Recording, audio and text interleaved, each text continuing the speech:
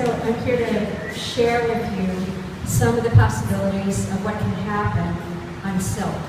So basically, all these pieces begin with stretched, horizontal, white silk, dyes are applied, and then shaped with resist.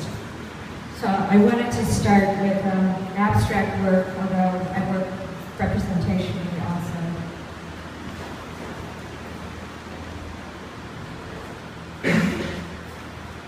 So this is a detail from a piece that is about 6 feet wide, 45 inches high. Some of the dye is thickened, which gives the structure of a piece like this. This also has thickened dye. It was from a bolt and paper machine my sister-in-law brought back from China that was sized. So the silk would not accept dye. It just sat on the surface. So I had to take it off and beat the dye down into the silk, and it turned out to be a real asset. Beautiful. A detail. A close-up. So this is flung resist, those horizontal lines. You pick up the Gouda and literally flunk like this across.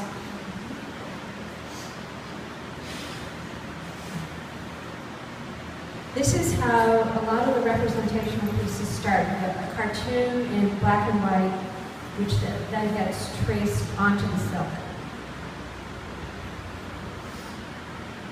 You can see the correction lines. Then underpainting of dye goes down so that the resist lines are not preserving white silk. Those lines will be completely absorbed into the painting that follows. So this was one example. That was what resulted from the cartoon, the underpainting, the resist. And then I broke it into a triptych. To compensate for the composition not being part of the original design, I used acrylic paint and some stenciling.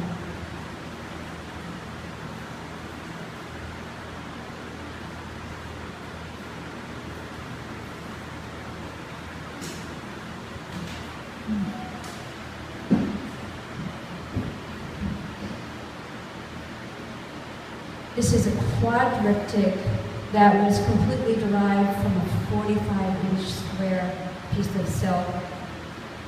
And I did, again, stenciling with acrylic paint to compensate for whatever the composition needed.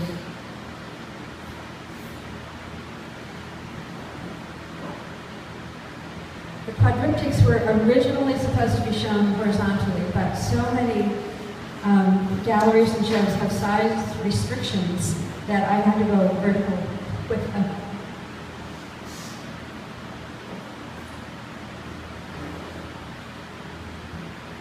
This one is currently on view over in the Fiber Studio in its original horizontal format.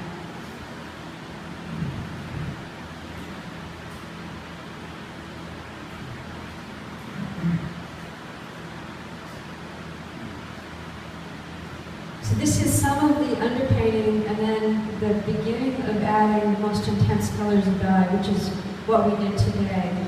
In fact, that piece that resulted from this is also in the Fiber Art Studio.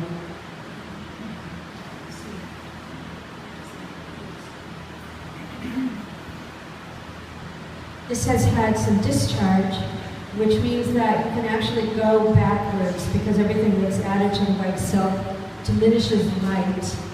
But at a certain point you can use discharge paste, which is heat-activated bleach, to go back, but rarely to white.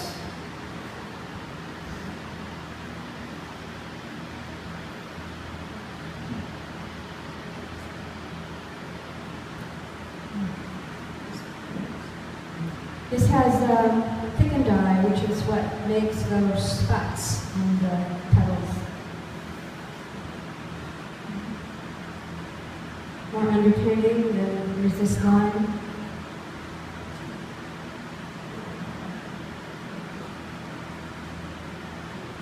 salt will add texture.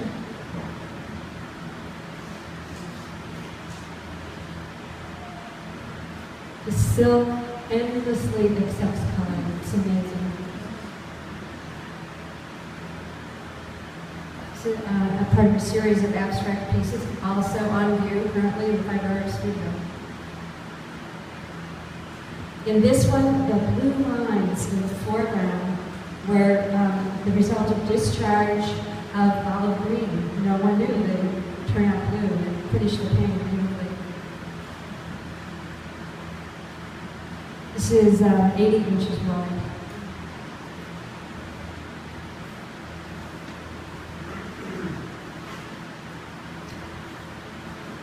This is 11 feet high. It's a partial view. I meant to do it and cut it down, but every inch of it was the painting, so I'm stuck with it at 11 feet long. I wanted to share a quote with you. This is from the director, Peter Brook, who in his early 90s now is still working, still inventing, still innovating. And he tells us, if you are in the hands of a process and not the other way around, then something will rise to the surface and say, this is the moment.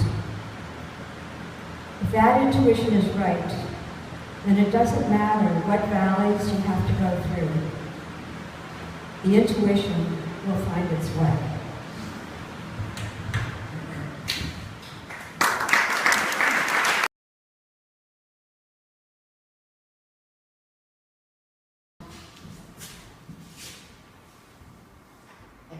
Oh, there we go.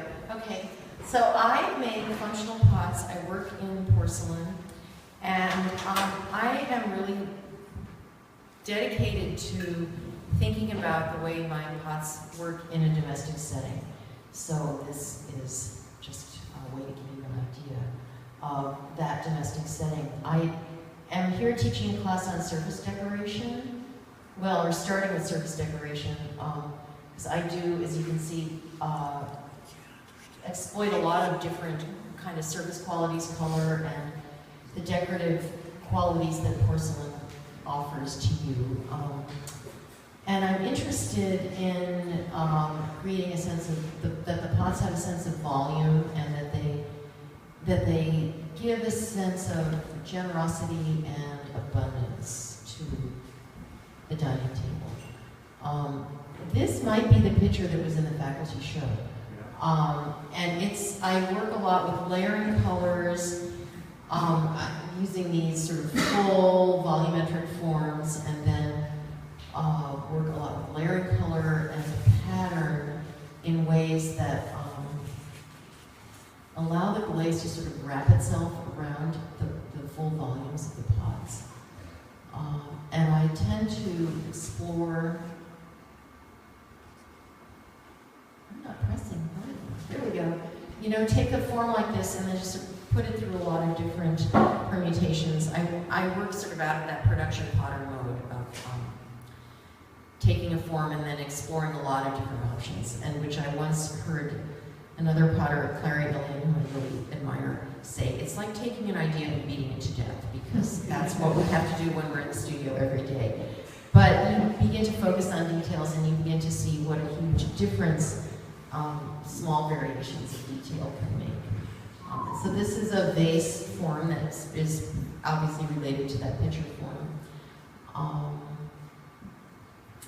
Yeah, and so I'm not pressing hard. There we go.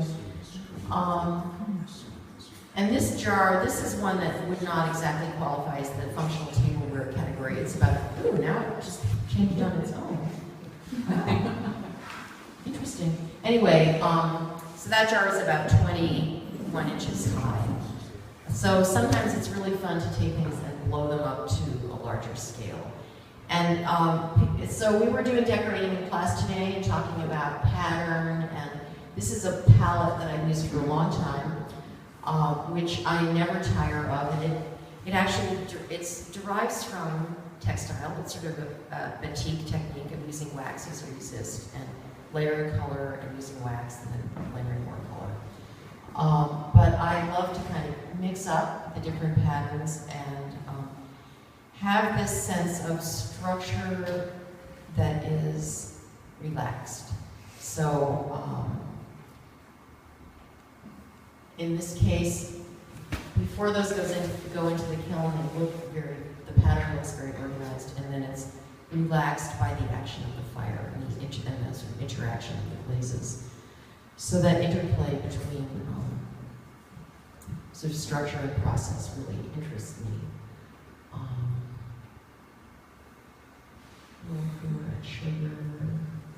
And then I like to explore things like the fluting as a way of sort of introducing decorative elements into the form itself. That's what we're exploring this week, sort of that interplay of form and decoration. Mm-hmm. And then even when I'm not using, a lot of different colors or a lot of decoration, these sort of monochrome works, I'm exploiting the qualities of porcelain, the way it catches light and shadow and transmits light, and the way even this is a white glaze, but it sort of pools and breaks and accentuates that form. It's really distorted.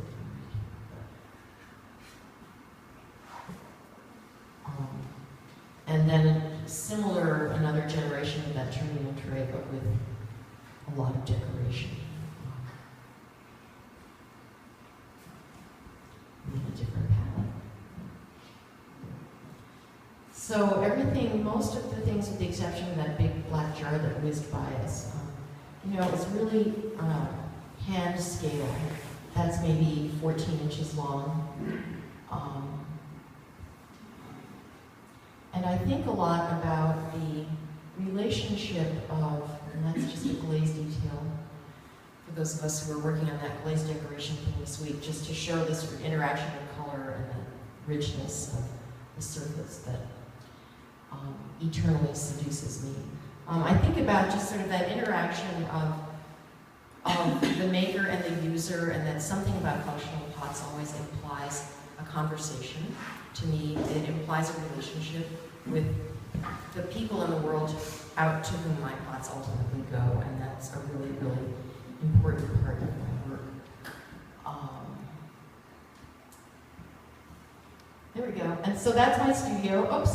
Well, that was a quick view of my studio in Helena, Montana, and my two dogs. Oh, where's reverse? Oh yeah, I put on my glasses. And Oh no, I went the wrong way though. Oh, that makes me feel better. Okay, so that's just a quick shot of my studio, which is like 30 feet behind my house on a very small lot in what I call inner city, Helena, Montana, with my kiln over there on the left, and my garden, because the sort of botanical, if you could pick it up from the surfaces of my pots, the sort of botanical element is really important. It's really important to me, and I get a lot of inspiration from looking out the window. The lower right is where my wheel is, so I spend a lot of time looking out that window from my wheel to my working environment at this time of year. And my hope for where the pots ultimately end up is somebody's kitchen sink. And this is obviously a staged kitchen sink. Mine doesn't look like that every day. But again, that sense of, those pots they're all decorated. There's a lot of color. There's a lot of time invested in every single one of those pieces. But they are not so precious that they can't be piled in the sink like that and used with great pleasure and enjoyment for people in their daily lives. So that's it. Thank you. Thank you.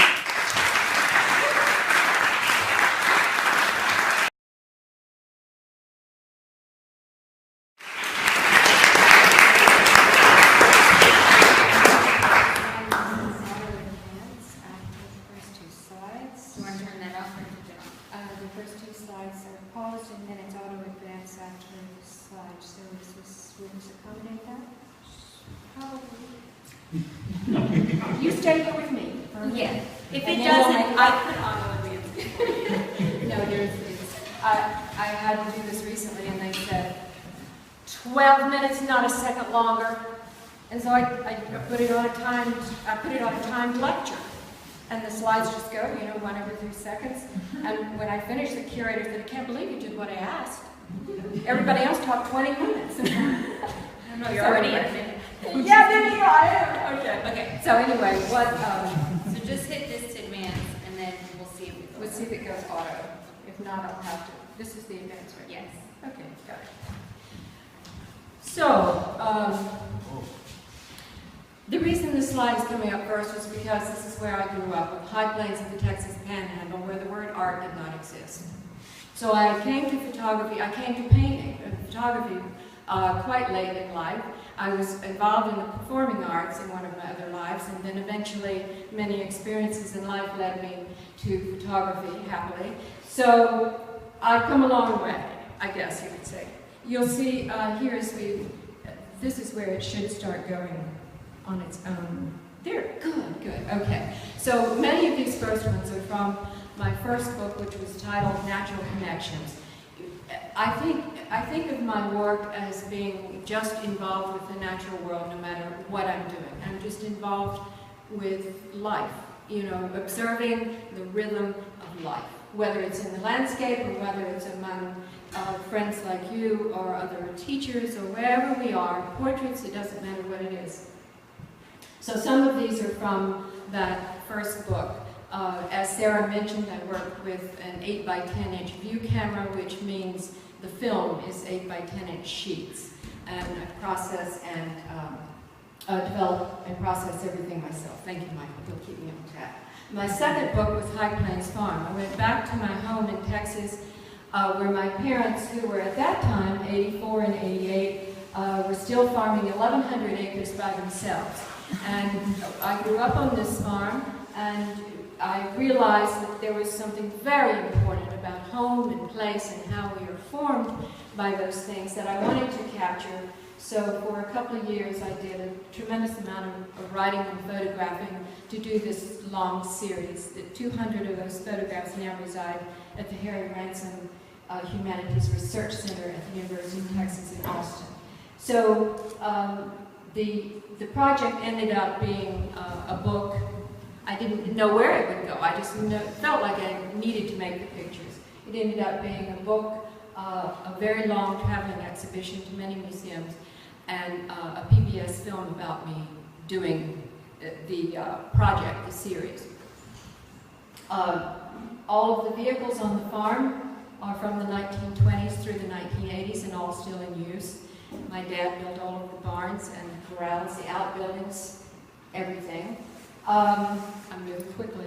My next book was called San Francisco, 20 Corner Markets and One in the Middle of the Block. I found that I was, again, attracted to things that are disappearing, anything that has to do with family and small family-owned businesses. They felt, this was the thing that I found in San Francisco that was the most personal and interesting to me. Michael and I have made many trips to San Francisco, so that's what that book ended up being. These are from the Czech Republic, where Michael and I taught at the Academy of Film and Photography at one time. So again, just the rhythm of life, wherever it is, from the Czech Republic to Lancaster County to California near the desert, interiors all over the country. These are portraits of people. This is what our country's about. This is how we live. And these interiors, particularly for me, are interesting as portraits of the people who inhabit them. We both do a lot of portraits, though in this set we're not showing that many. The darling girl that inhabited that room. And I also, since I make paintings, drawings, collages, assemblages, I do other media, I make collages of photographs to be photographed. And then my next book was about Tuscany. We made 3 long trips to Tuscany and spent a lot of time traveling throughout the landscape, just getting a sense of the place, not trying to just make, we don't just make a photograph here, a photograph there. We try to get very involved with what the place feels like, what the people are like, and the sense of the place. But as you can see from these photographs, the rhythm of life, it's more about the rhythm of what is being looked at than what it is. I've always said a photograph needs to be more than what it's of, as every work of art has to be. So these are a few examples from the Tuscany, but one of my Tuscany books. We traveled from north to south, east to west, all over Tuscany when we made these photographs, from the quarries to small villages to the island of Elba and further south. The next book I did, which I think is coming up in 1 or 2 slides, is called Madonnina.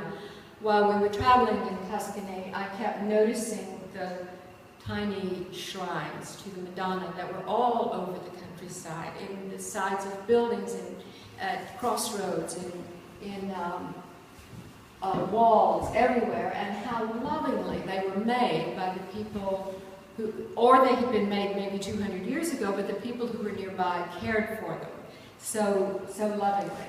And the architecture harkens back with nearly all of them to a very classic, very studied, skilled, accomplished style. They're not funky, they're not haphazard. They might be abandoned, but they're generally very interesting, and they're all different. So that was the second book I did in Tuscany. These are a few photographs from various places that we travel. We travel all over the United States, either teaching or photographing, and we travel a lot in Europe.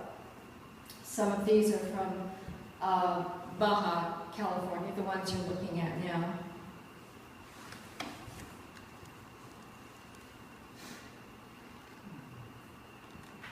So when we're talking about seeing, teaching about seeing, as it is in every medium, the same principles apply, of course. To see creatively, to see intuitively, and to organize your work of art within whatever your medium is, either with your ceramics or silk or wood, whatever it is, it has to be more than what it's of, so that there's a deeper sense of what I call the rhythm of life coming through. But that's what I'm interested in the way I photograph. These are from Iceland, by the way. We started Iceland a little while back there. And we each have a new book coming out on Iceland at the end of this year.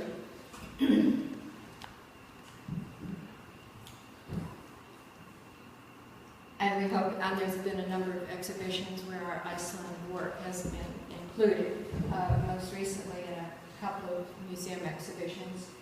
I also made films while I was in Iceland. High-def films with 3-screen projections, very abstract, photographing the movement of water, mostly, is what most of my films are about. But there's not time to show any of those. So, a few things here from Iceland.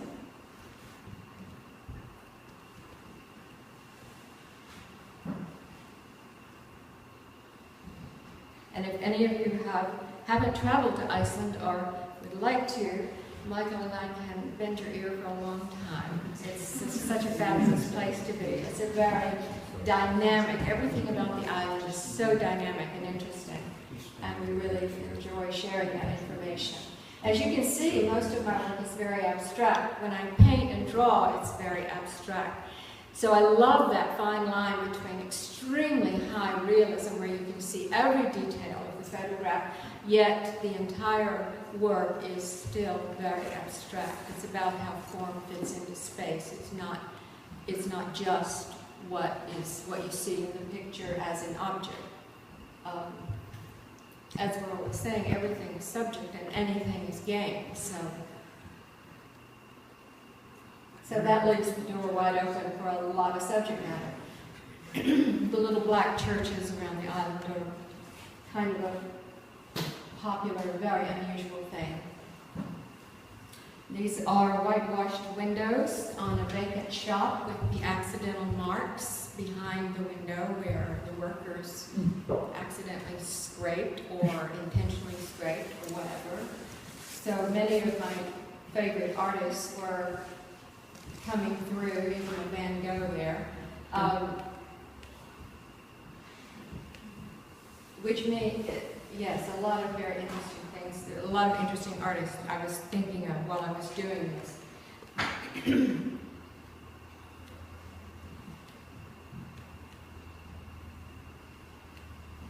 And when we're traveling, we're really trying to visit every museum we possibly can. We always look at every medium to try to just absorb all of these eye-brain connection visual things to enhance, to inform the work.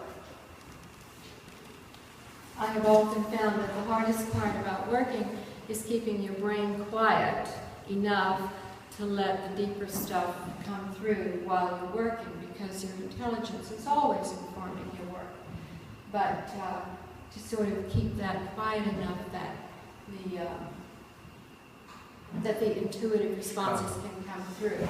Michael and I were commissioned to photograph Chicago in 2008, two particular aspects of Chicago. For Michael, the Loop area. For me, the 26 miles of public shoreline along Lake Michigan. So I did drawings, photographs, and writings, and assemblages, and some constructions, some ephemeral constructions, all based on the location where I stood, and integrated them in diptychs, triptychs, and quartets throughout the series. And we happen to have books with us if anybody's interested in looking at those further. So that was what we were doing in Chicago for a couple of seasons. Fortunately, it was restricted what we were going to be doing, because you could photograph there forever and never scratch the surface. And we had access to the tops of buildings, so the vantage, having lovely vantage points was really a terrific, exciting advantage.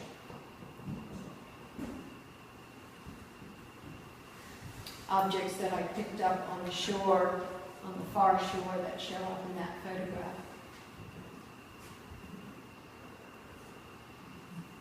So even in my drawings and paintings and my photographs, is capturing the essence of something, the essence of the rhythm of life, whatever that is. You just, as artists, we all tune into that and try to just grab hold of something and use it and turn it into something more than what it's of.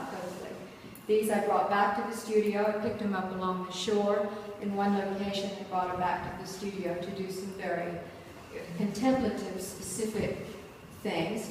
And I also do a lot of botanical studies in my studio, or botanical photographs. This is a very small sample of those.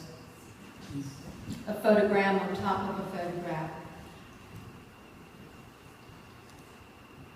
And drawing on the negatives. I do drawing on negatives, and then overlaying drawings on double negatives and photograms, and just playing, having a good time, like we all do, with many different processes. But then all of that led to a lot of sumi-ink drawings. And I paint with a lot of different brushes. I paint with my hair, I paint with feathers, I paint with all kinds of things. But I have a huge array of things very similar to this. Most of them we haven't photographed.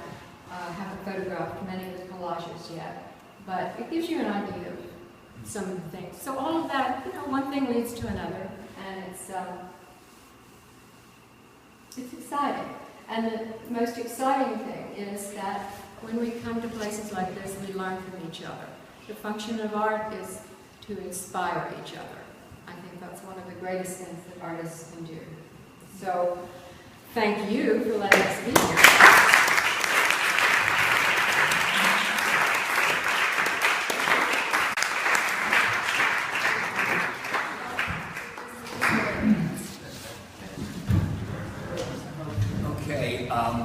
First few pictures here are from what I call my early year. These first two are from my first roll of film.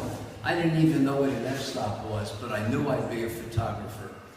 And this one indicates that I understood as a photographer that I'm responsible for every square millimeter of the picture space. And I was involved right from the beginning with corners and edges.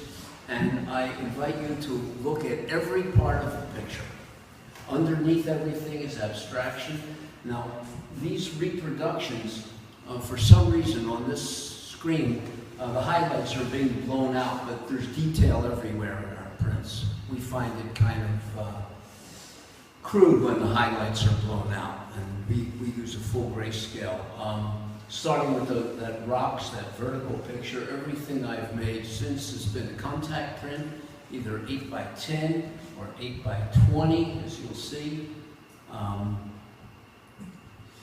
I got involved early with things that had clear form, and then later pictures became more complex and more all over.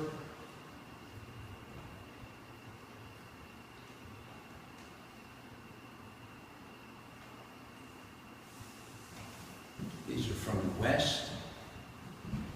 That's where we live in Pennsylvania, out in the country. We have to drive through that stream to get to our property. There's no bridge.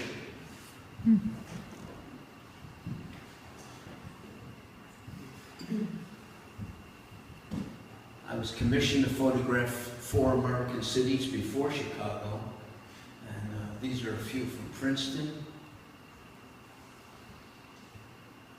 It's all about rhythm. I said a long time ago, it's how one sees, not what one sees, that makes any photograph interesting. So that attitude, that modernist attitude, enables me to go from subject to subject pretty easily. And all these, I don't know why they're not being very sharp right now, but all the pictures are very sharp and very clear. They're contact prints, which means they're not enlarged. So they're incredibly sharp. There, it looks like these are a few from New Orleans, where I was commissioned to photograph. On these commissions, I could do anything I wanted. And my own personal goal was to get a sense of the city. Mardi Gras portraits.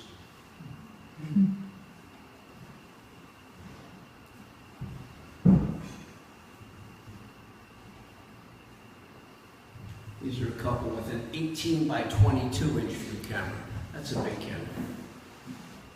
8x10 is small format. 8x20 is medium format. 18x22, that's large format. Series from South Florida. A very tough, rough neighborhood. I always had a loaded gun in my pocket when I was making these pictures. And I was threatened to be shot.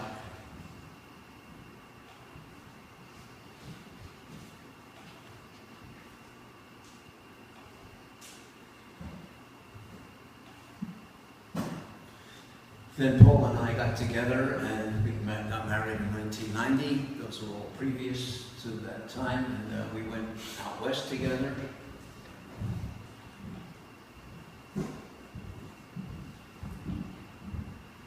There's Paula photographing there up on the left. And this is my book from the 25-year retrospective at the Eastman House.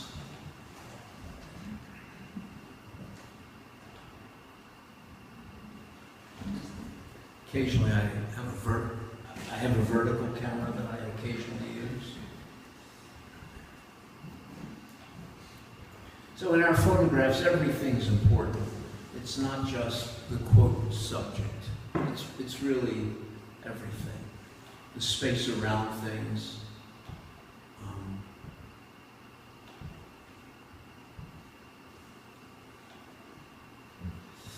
I taught at Deep Springs College for 6 weeks. Deep Springs is the most unusual college in America. It's located out in the middle of the desert, 30 miles from the nearest gas pump. It's so remotely located in California that the mailing address is in Nevada. Up to 26 students in this 2-year all-male school, hire and fire the faculty. Design the curriculum, select the incoming students, work 4 hours a day at the school's organic farm and ranch. And I ended up doing a book called The Students of Deep Springs College, which involved portraits of these kids. And they all did some writing for the book. A more or less close-up portrait of what I think of as a more formal portrait, and then a photograph of them in some activity at the school, often what they were doing at their work assignment. And they're all geniuses. And they're all geniuses.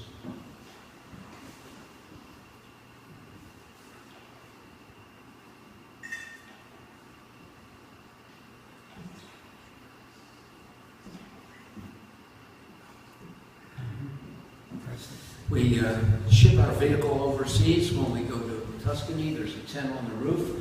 Went 3 times to Europe, where we photographed in Tuscany, 3 times to Iceland, and wandering the back roads, which we did. My book begins this way. Right off it says, this is not your normal tourist book of Tuscany. And it's slowly skipping pictures from the sequence, but it slowly introduces you to the landscape, which is the rhythms of the landscape were really what interested me. Of course, one creates the rhythms by making the picture.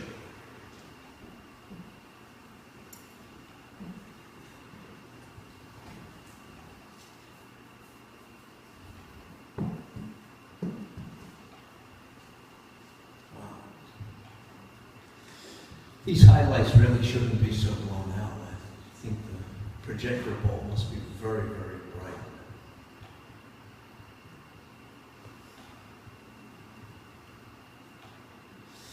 A few photographs from Baja, California.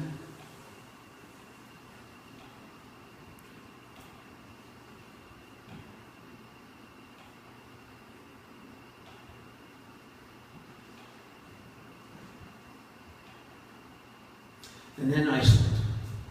As Paula mentioned, our books on Iceland will come out in the late this year.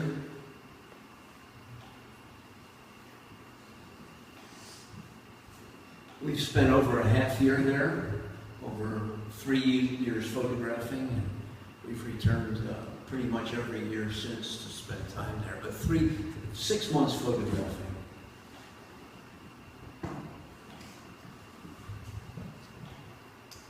It's just a magical country. In Iceland, I made my first photographs. I was interested in the colors of these buildings in the landscape, and I had never worked in color before, and I didn't want to go back the second trip without color film. And some of these will be in the book. That's our Land Rover. Again.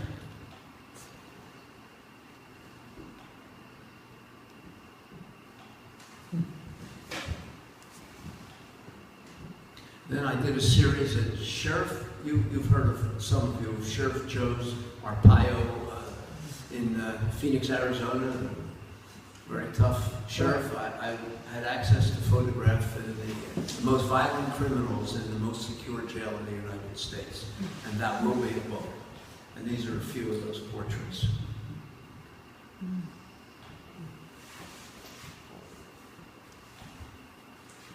And the prints are big. They're very powerful.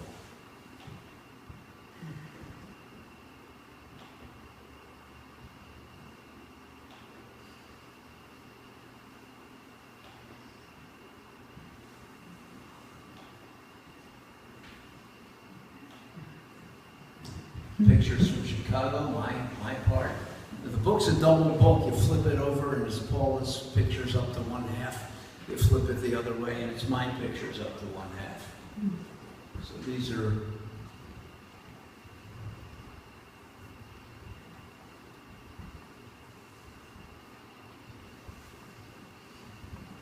just a few. In every picture, there's a little bit of sky. The fellow who commissioned us when I mentioned I wanted to photograph the buildings, he said, good, the skyline has changed in the last few years. So there's at least a little bit of sky in every picture.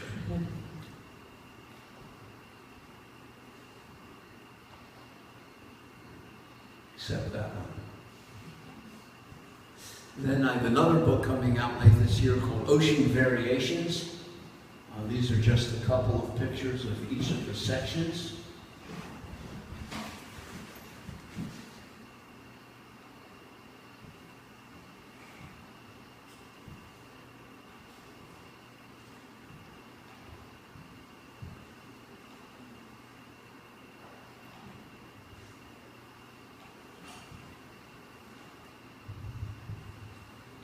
Thank you.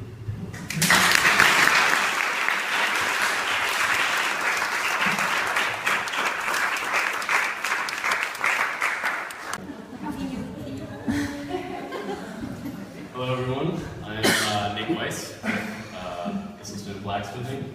I'm very excited to introduce Seth Gould. He studied at Maine College of Art for his BFA. He was an assistant at Peters Valley for a few weeks in 2009, studied at Penline School of Crafts for 2 years, and he currently runs his own shop. So without further ado, please help me welcome Seth Gould.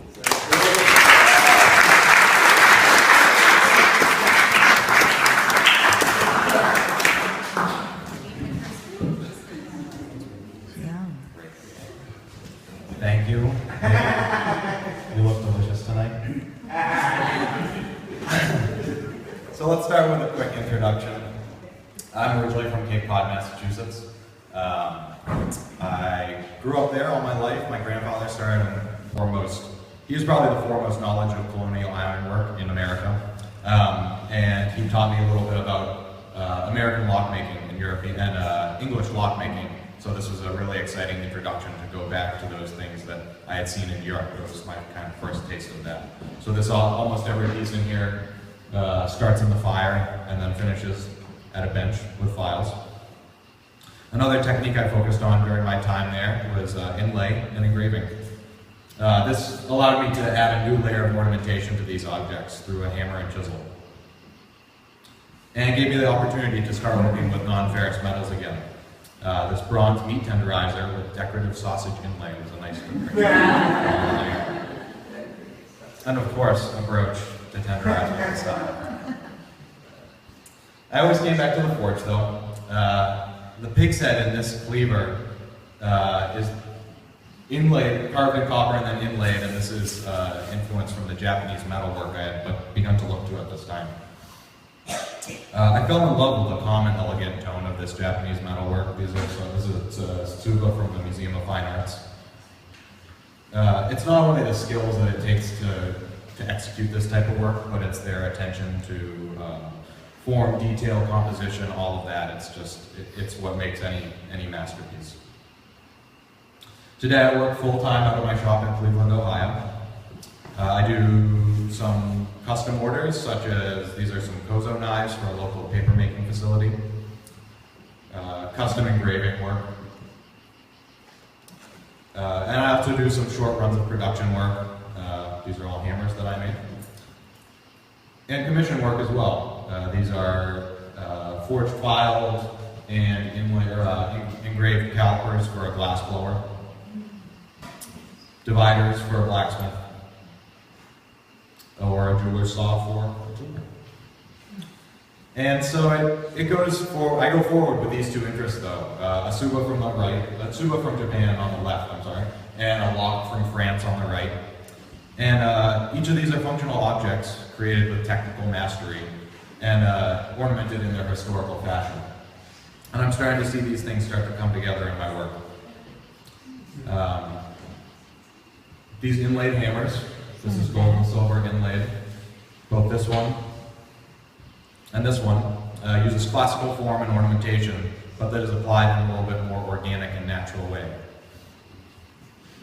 I've left the forged surface of this cleaver for this fine silver pig to stand on. And even in the locksmithing, it's still very rooted in Western motifs. But in the details, I hope that it's coming across a little bit more natural. And this is my most recent hammer. It's inlaid scroll work, just peeking out of sight, and perhaps it makes room for both that eastern and western ornamentation to exist in one space. Thank you very much.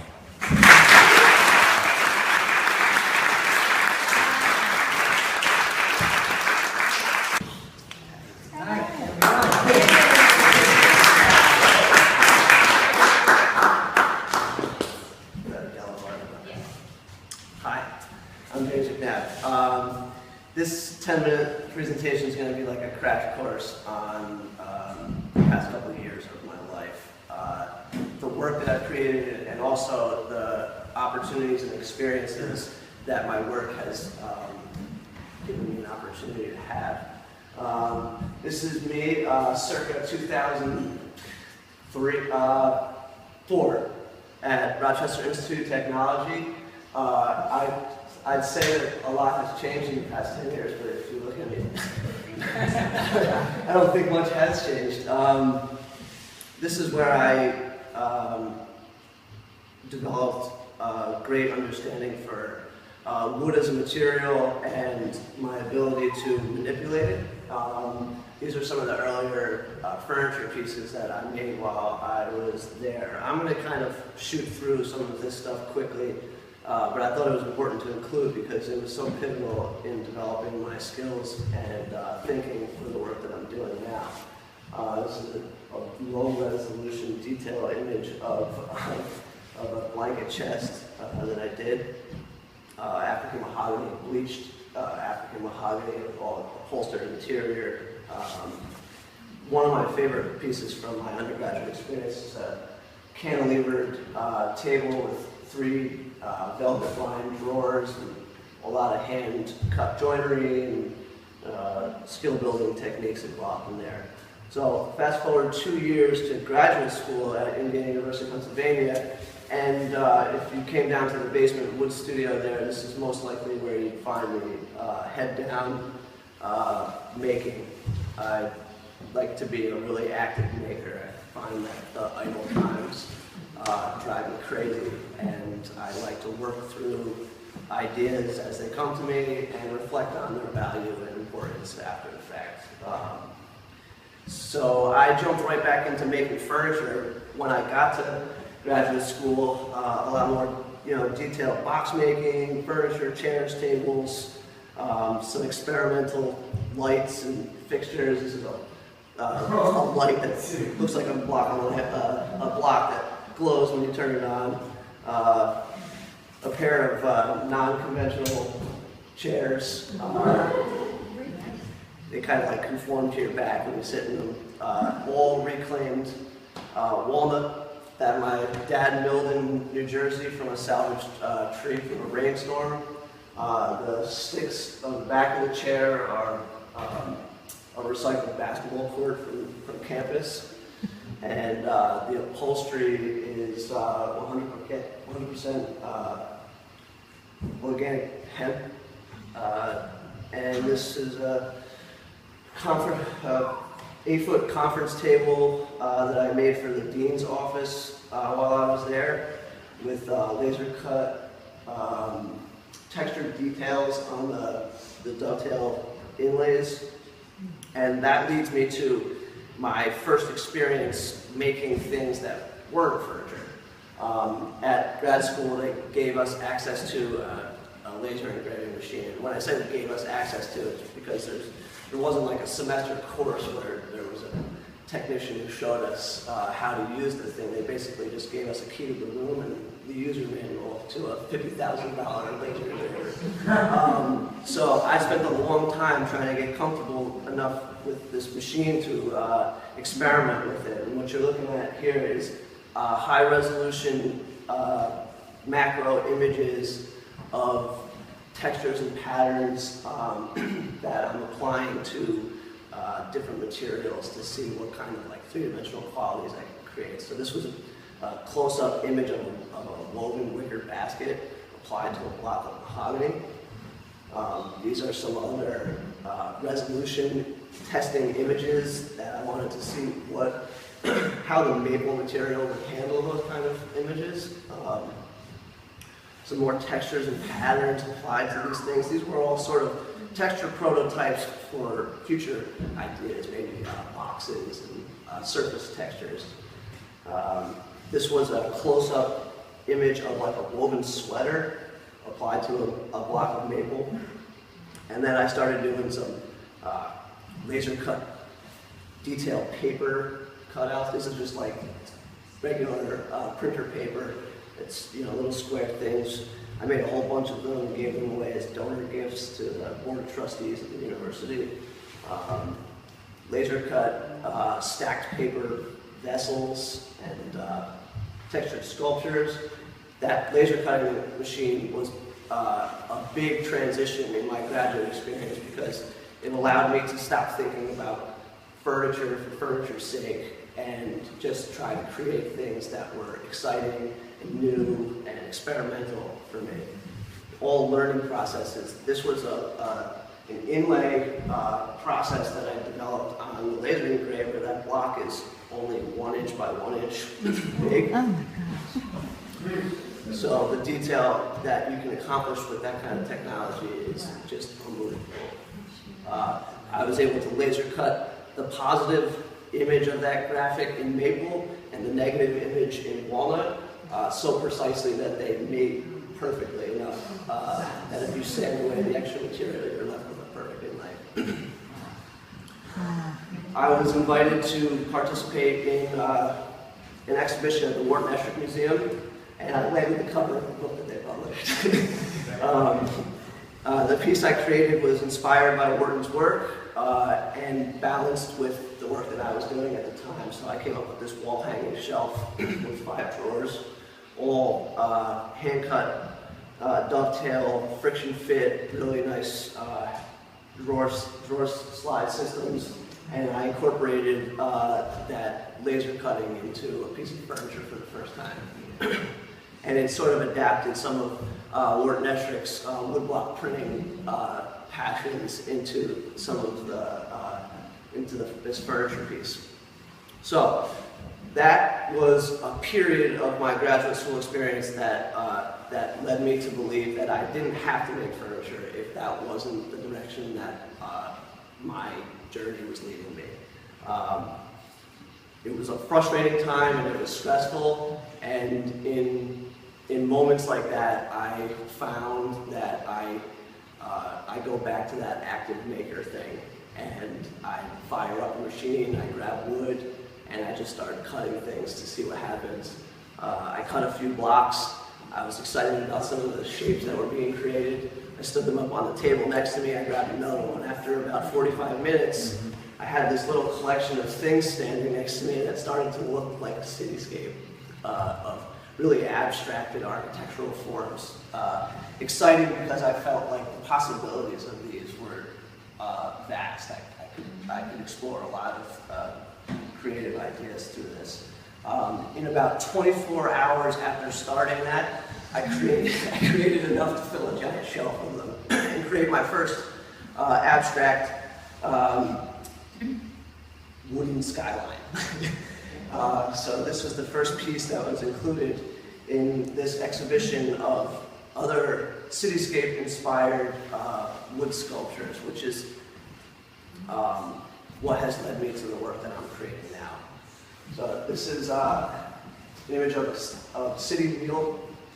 It's sort of inspired by a wagon wheel that would bring the journey from the countryside to the city, and so there's a skyline of abstract architectural forms on the interior of that wheel.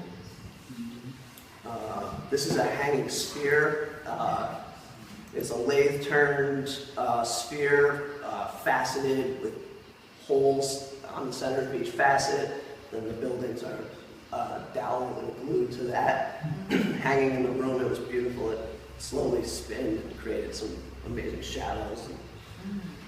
I'm going to try to keep going because there's still a lot more to go, and I don't want to go over time. So, city table. This is a cityscape on the underside of this thing, and there's there's just something fascinating about the textures and patterns of the the built environment that just inspire a lot of the cuts and the negative shapes that are inside some of the details. I kind of wish I could get a little closer on some of these images, but after this show happened,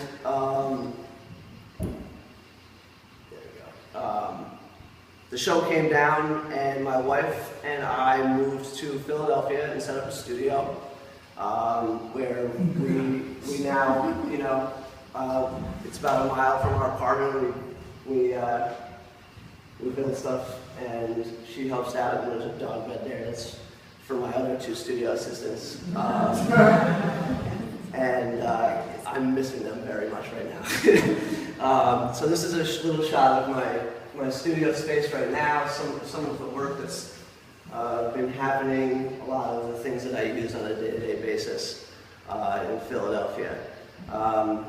There was a little period there after I got out of grad school and before I got busy again, where there was no work coming in. I was rejected from a residency. I applied for a shop technician job that I didn't get, and 3 teaching positions that I didn't even get considered for. And I hit a little low point where I felt like I was going to have to consider whether this was what I should be doing. And I, on a whim one morning, submitted my work to a design blog called Colossal. And by like noontime, I wasn't contacted by them, but I was noticing like a ton of emails and web traffic and traffic to my blog and my Facebook page and stuff, like substantially more than normal. And I realized that he had written up this beautiful article, posted it, and has like 2 million plus viewers a month seeing the work. And what happens with the power of the internet, like 10 more design blogs picked up the story with the same amount of readership and shared it within 24 hours. And I, for a moment there, saw the great power of viral marketing. So I chose to take advantage of that moment. I whipped up a Kickstarter project, and I felt like I wanted to get this work out to as many people, as far-reaching as I possibly could. In 30 days, I received enough backing to require making over 5,000 individual bandsaw cut skyscrapers and ship them out to 37 US states and 14 countries around the world. And this is like some of the boxes before they all got shipped. That's Riley while she was just a little peanut. And I started getting contacted by tons of people from all around, everywhere, publications, galleries, and that little bit of doubt that was happening just before just completely dissolved in an instant. I felt like I was rejuvenated to make work, get it out there, let people see it, and just continue making things. One of the most exciting things that happened in that moment was being contacted by the New Yorker and asked to make my version of the New York skyline. So I instantly said yes and just started producing it. They published this image of my version of Central Park and Midtown and some of the other areas in one of the September issues of last year. And in conjunction with that, asked me to finish the rest of the sculpture and allow them to use it to market their upcoming New Yorker Festival event that happens every year. They gave me the opportunity to show my work all across New York City and all across the world in all sorts of publications, on billboards in Times Square, in taxi tops and buses and billboards. Malcolm Gladwell.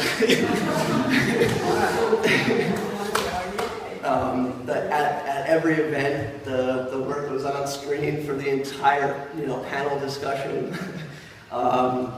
Here's a shot of the 12-foot version of Manhattan, the new World Trade Center's Empire State Building there in the middle of Central Park, kind of hiding.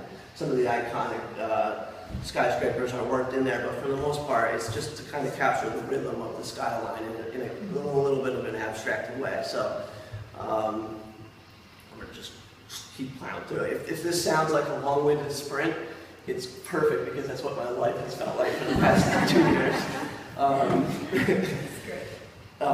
They even put the graphics on some Acuras and shuttled people around the city during the couple days of the event.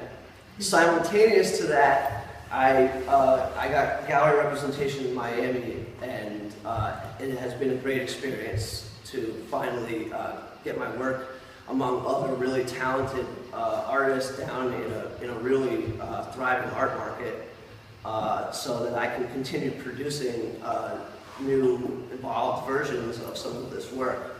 This city wheel and the couple additions that came after the first one have kind of become like the signature piece. I've evolved it.